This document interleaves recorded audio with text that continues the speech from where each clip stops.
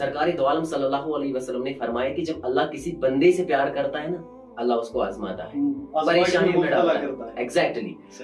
अब यहाँ modern youth एक किस्म का चैलेंज करता है, क्वेश्चन करते हैं, ऑब्जेक्शन करते हैं कि अगर अल्लाह अपने बंदू से 70 माओं से ज्यादा प्यार करता है, वो क्यों आजमाता है, क्यों परेशानी आती है, क्यों दुख मिलते हैं इंसान को? अल्लामा इकबाल ने इसको भी डिफाइन किया। इकबाल साहब लिखते हैं कि इंसान अब कभी गुमान ये मत करना कि अल्लाह ने आपको अशरफुल मखलूकात बनाया और फिर जब अल्लाह आपको आजमाता है, इसका हरगिज ये मतलब नहीं कि अल्लाह तुझे नजरे हिकारत से देख रहा है। इकबाल कहते हैं कि इंसान के अंदर जो अल्लाह ने समंदर रखा है, जो ताकतें रखी है, मुश्ताक भाई, जब समंदर के अंदर जलजला नहीं आता है ना, जब समंदर के अंदर साइक्लोन नहीं पड़ता है, समंदर गरजता नहीं है। गरजने के लिए साइक्लोन जरूरी है, समंदर को उबरने के लिए तूफान की जरूरत है।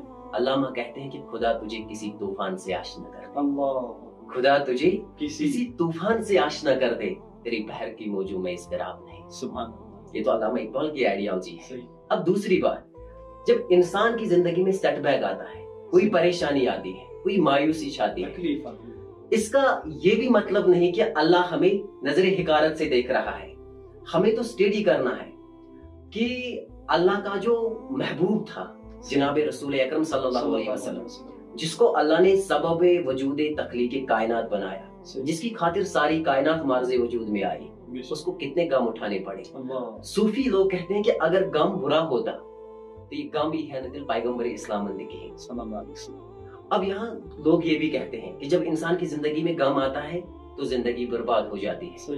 तो मैं उनसे कहता हूँ, जब इंसान की जिंदगी में गम आता है, मान लिया मैंने कि गम की वजह से इंसान बर्बाद हो जाता है, कायनात की जितने गम हुजूर को फेस करने पड़े, उतने गम को तो किसी इंसान को नहीं मिले। मिसाल के तौर पर जब हम सीरत को पढ़ते हैं, हुजूर सल्लल्लाहु अलैहि वसल्लम दुनिया में आने से पहले ही उनका बाप चला गया, फिर जब चलने लगी तो माँ चली गई, फिर चचा चला गया, फिर उसकी महबूब बीवी चली गई, फिर शहर मक्का छोड़ना पड़ा।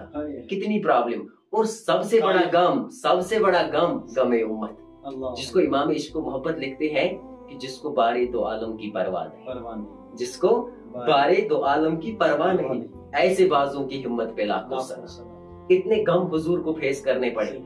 अगर गम की वजह से इंसान बर्बाद होता तो फिर मुझे बता दे, इंटरनेट पे जाके करिए स्टडी, कायनात का मोस्ट सक्सेसफुल मैन है रसूल अकरम सल्लल्लाहु अलैहि वसल्लम। गम की वजह से इंसान बर्बाद नहीं होता है, गम का एक मकसद होता है। रूमी कहते हैं जब गम आता है, गम पे इंसान उस मोड़ तक जाता है कि जहां दिल टूट जाता है। और रूमी